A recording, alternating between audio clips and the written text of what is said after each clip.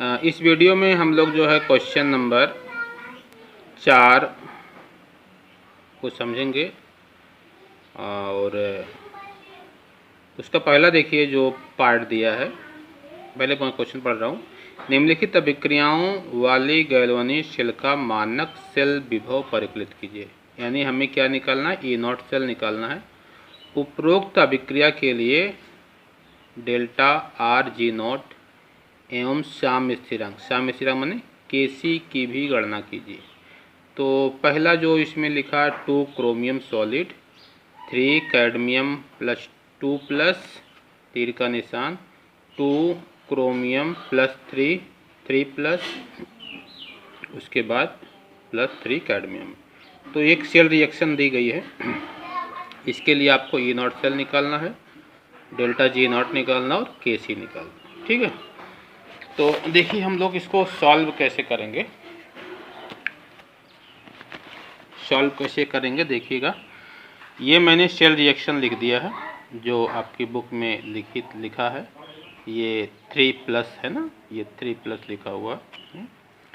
और उसके बाद देखिए क्रोमियम के बारे में सोचिए। क्रोमियम पर यहाँ कोई आवेश नहीं दिख रहा है, तो धनावेश के बढ़ने को क्या कहा जाता है, ऑक्सीकरण। और जिस इलेक्ट्रोड पर ऑक्सीकरण होता है उसे क्या कहते हैं, एनोड कहते हैं। तो क्रोमियम पे देखिए यहाँ पर कोई चार्ज नहीं है, 0 है, और यहाँ पर 3 प्लस चार्ज हो रहा है। तो क्रोमियम पे चार्ज बढ़ रहा है, क्रोमियम क्या हो रहा है, ऑक्सीकरण हो रहा है। तो क्रोमियम किसका काम करेगा, एनोड का। जो क्रोमियम की प्लेट होगी वो एनोड का काम करेगी। कैडमियम के बारे में देखिए तो कैडमियम यहाँ है 2 प्लस और ये घटकर चेंज हो रहा है, 0 में जा रहा है। तीसरा क्या हो रहा है, अपचयन। ये किसका काम करेगी, एनोड का।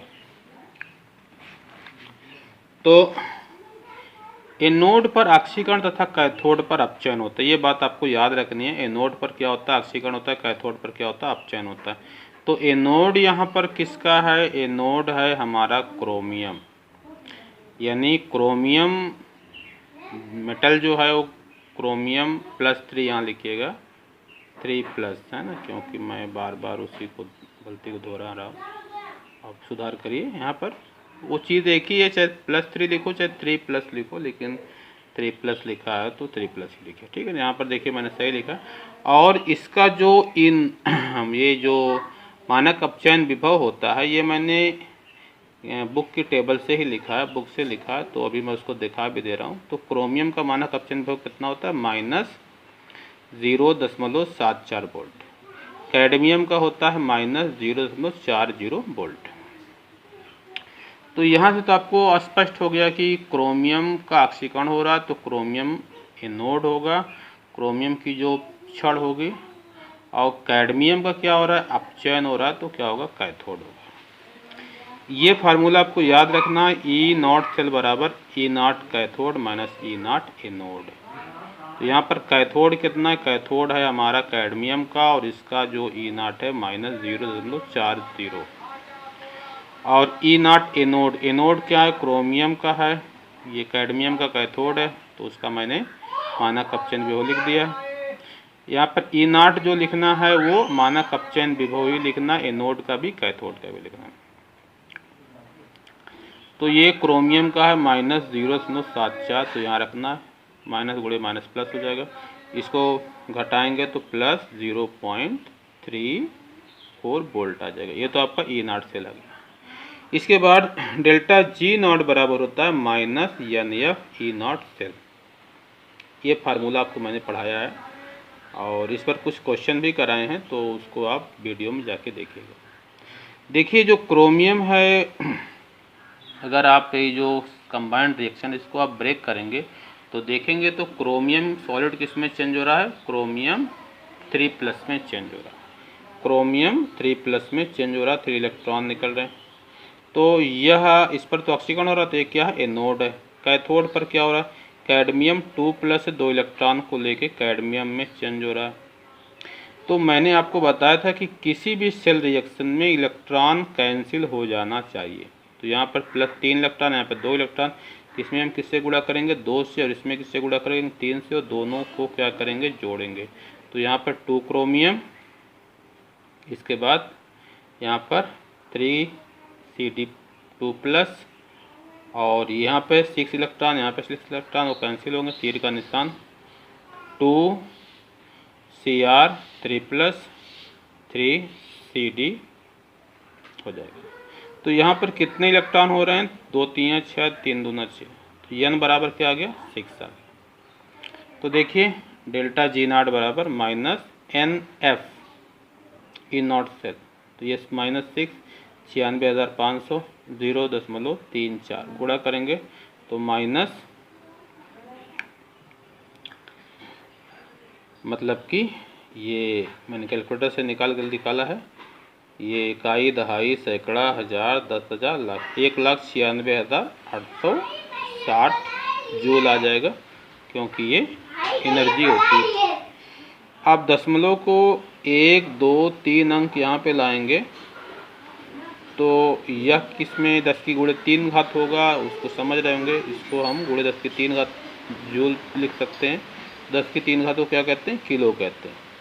तो यहाँ पे दशमलव आ जाएगा तो 196.86 किलो जूल पर मोल हो जाएगा डेल्टा G0। ये आपको समझ में आ गया होगा। जब मैं आप लोगों को थ्योरी पढ़ा रहा था तो मैंने इस फार्मूले को पढ़ाया भी होगा। E0 सेल बराबर, इसका डेरिवेशन भी कराया होगा, 2.303 RT/NF log Kc। इस पर एग्जाम्पल भी दिए गए हैं।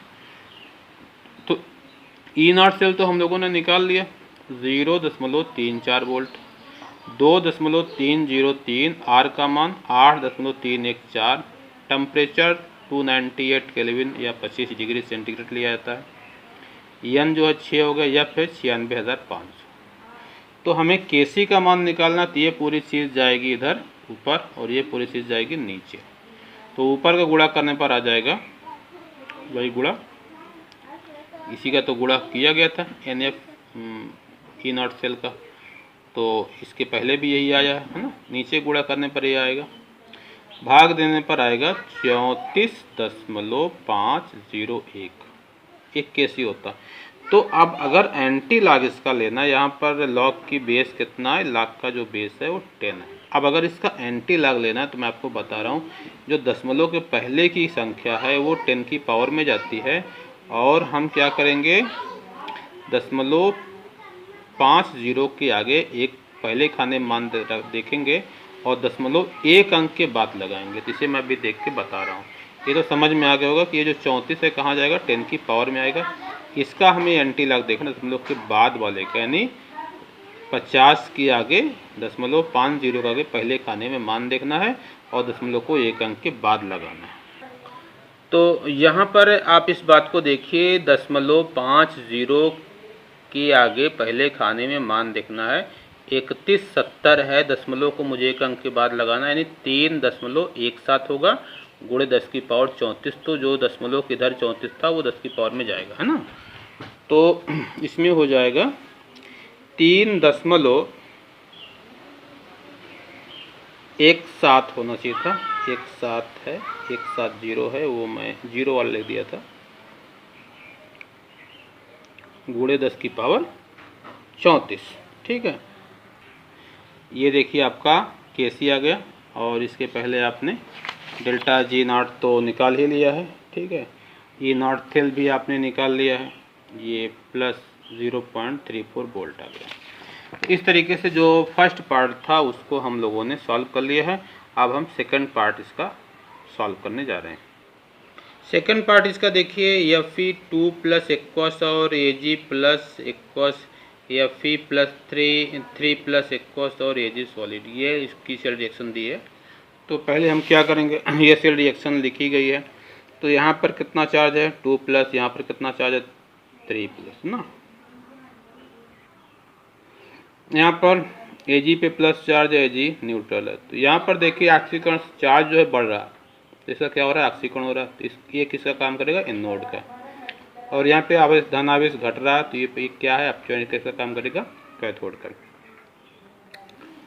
तो यहाँ पर Fe प्लस 3 प्लस से जो Fe2 प्लस का मानक अपचयन विभव है वो है 0.77 वोल्ट, और Ag प्लस से Ag का जो अपचयन विभव है वो है 0.8 80 वोल्ट।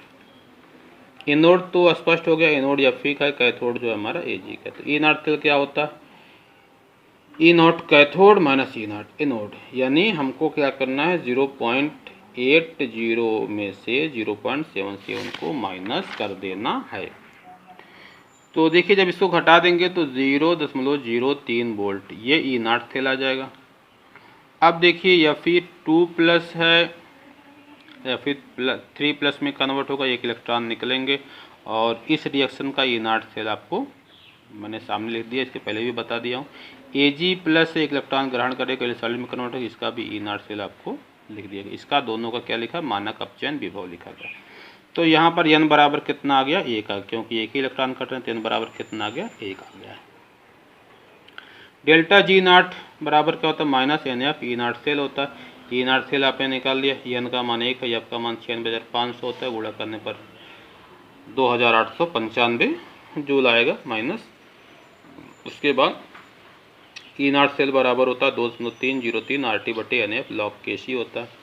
ई नॉट सेल क्या है 0.03, 3.303, R का मान 8.314, टेम्परेचर 298, n का मान 1, F का मान 96,500 log Kc। log Kc का मतलब ये इधर गुणे में जाएगा, ये बटे में जाएगा, गुणा और बटा। तो गुणा करने पर आपका इतना ऊपर आएगा, ये नीचे आएगा, भाग देने पर आएगा 0.507, यानी हमको क्या करना है 0.50 के आगे 7वें खाने में मान देखना, दशमलव को एक अंक के बाद लगाना है। तो मान आप देख लीजिए, हाँ ये देखिए 0.50 है, इसके आगे हमको 7वें खाने में देखना है, तो ये 3214 यानी 3.214 देख लीजिए, 3.214 Kc का मान आ गया। तो अगली वीडियो से हम लोग क्वेश्चन नंबर 5 को समझेंगे।